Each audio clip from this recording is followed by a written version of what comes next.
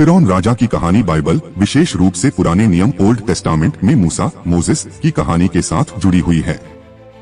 यह कहानी मुख्य रूप से निर्गमन पुस्तक बुक ऑफ एक्सोडस में मिलती है।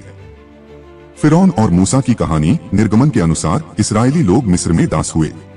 इस्राएली लोग मिस्र में बस गए थे, लेकिन समय के साथ उनकी संख्या बढ़ गई।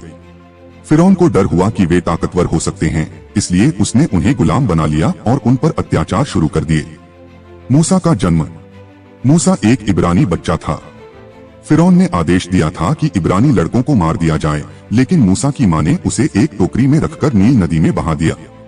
फिरौन की बेटी ने मूसा को पाया और उसे राजमहल में पाला। मूसा को परमेश्वर का बुलावा। मूसा बड़ा होकर मिस्र छोड़ देता है।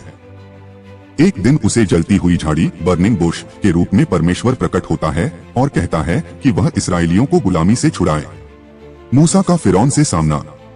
मूसा अपने भाई हारून के साथ फिरौन के पास जाता है और कहता है, मेरे लोगों को जाने दो, लेकिन फिरौन मना कर देता है। 10 विपत्तियां।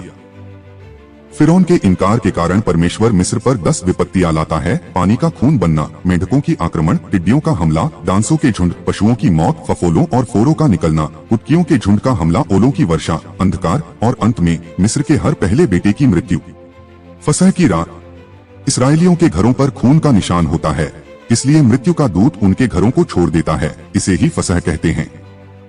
इस्राएलियों की रिहाई और लाल समुद्र का विभाजन। 10वीं विपत्ति के बाद फिरौन डरकर इस्राएलियों को जाने देता है, लेकिन कुछ समय बाद वह अपनी सेना के साथ उनका पीछा करता है। मूसा परमेश्वर के निर्देश पर लाल समुद्र को 2 भागों में बांटता है और इस्राएली पार चले जाते हैं। फिरौन की सेना पीछा करती है, लेकिन समुद्र वापस मिल जाता है और वे डूब जाते हैं। यह कहानी बाइबल में गुलामी से मुक्ति, विश्वास और परमेश्वर की शक्ति का प्रतीक मानी जाती है।